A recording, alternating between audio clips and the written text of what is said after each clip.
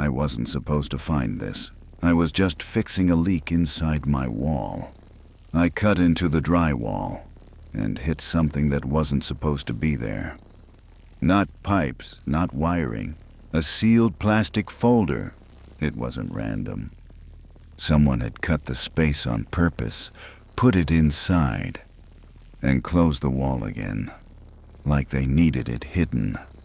On the front, stamped in red, federal case, restricted. That's when I should have stopped. I didn't. The house came from a county auction. Previous owners had been dead for years. No relatives, no estate. Just a property the county needed off its books. I'd been through a divorce. This was what I could afford. I moved in alone. That part matters. I was completely alone out there. Nearest neighbor, a quarter-mile down a gravel road. Nearest town, 40 minutes if the weather held. The folder was packed tight. Reports, interview transcripts, black and white photographs, a numbered list of names. And a case number I spent an hour trying to trace, and got nothing. Not classified, not sealed, just gone. Like someone had reached into every system it existed in and pulled it out by the root. I thought it was fake at first. I really wanted it to be fake, because none of it felt made up. The reports were about a small town. I won't say which one. It doesn't matter to the story, and I have reasons for keeping that to myself now. Between 1988 and 1990, 11 people went missing. Not together. Spread out over 2 years. Different ages, different parts of town. No obvious connection between them. And then, they came back, all 11. 2-3 days after disappearing, each one just walked home, knocked on the door, sat down at the table. No injuries, no distress, no memory of where they'd been, not confused about it, not upset about it, just didn't know. And didn't seem to care that they didn't know. That detail kept appearing in the reports. The agents kept flagging it. The returned people weren't anxious. They weren't relieved. They acted like nothing unusual had happened, and they couldn't understand why anyone was making a fuss. Their families knew something was wrong before they could explain what. 7 separate interviews, 7 different families, the same phrase, almost word for word. Something feels off. The reports noted this, filed it, moved on. That bothered me more than anything else in those first pages. Not that the families said it, that the investigators heard it 7 times and kept going. There was one witness account that was different from all the others. The name was redacted, which they didn't bother doing for most people in the file. Just this one. He lived across the street from one of the missing.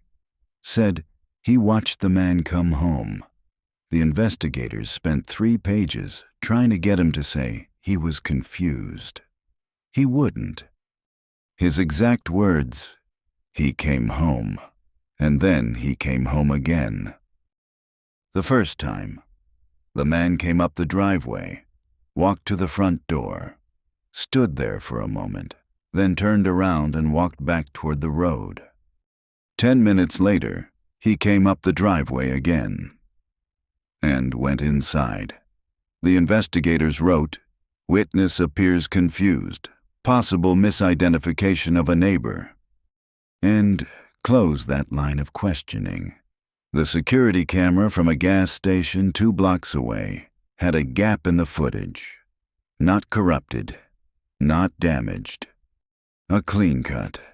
17 minutes of nothing, then normal recording again. The file showed no signs of editing. The timestamp didn't skip. 17 minutes just weren't there. The report logged it as timeline inconsistency observed.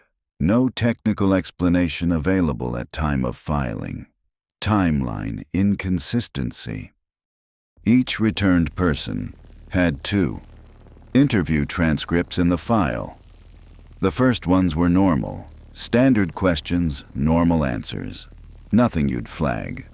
The second ones were different. No audio recording listed. Just typed transcripts. No explanation given for why the recording stopped. I started with subject 5. I don't know why. I just did. The agent asked, "Can you describe what you remember about the time you were missing?" The subject answered, "It wasn't dark." The agent asked a follow-up. The transcript shows the subject responding to a completely different question, one that came 3 exchanges later, or maybe never came at all. This happened 3 times, answers arriving before the questions, or answers to questions that aren't in the transcript at all.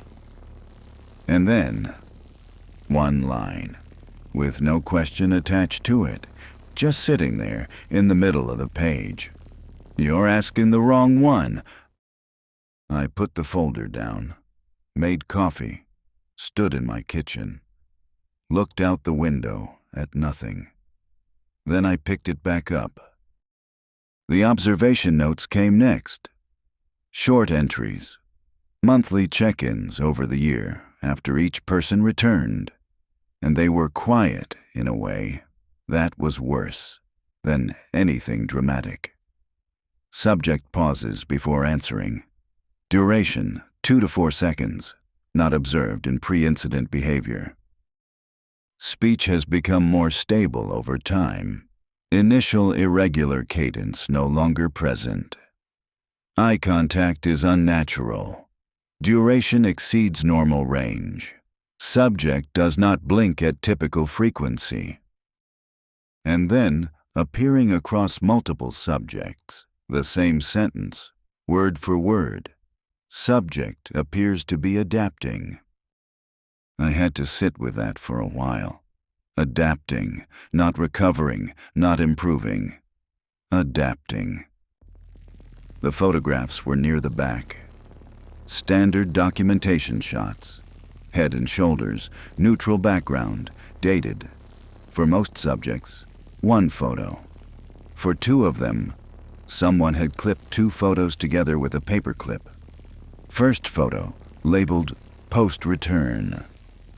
Photo behind it, labeled original. Still missing. I can't explain what I felt looking at those. The photos were technically the same person, same face, same features. They were not the same person. I can't tell you why I know that. I just do.